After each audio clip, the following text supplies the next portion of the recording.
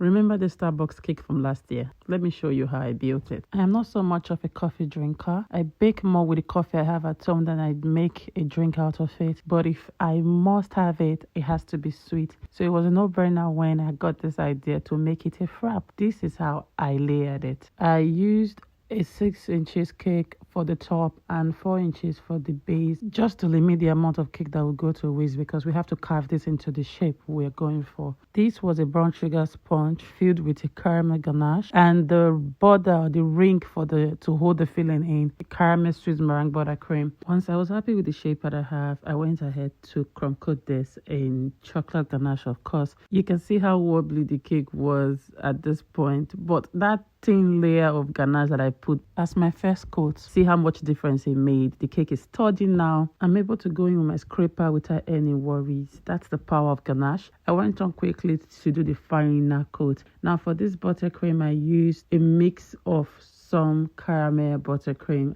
and plain buttercream just to create that ombre effect that frappuccino has. And then I went in again with some more white buttercream and some caramel, just caramel sauce this time, just to define that ombre effect even further. Once I was happy with that, I went on to trim the top to get a flat top, and then piped some buttercream to mimic the whipped cream that you get on top of a frappuccino. But then I realized I didn't have enough buttercream in my bag, so I scraped that off and redid it.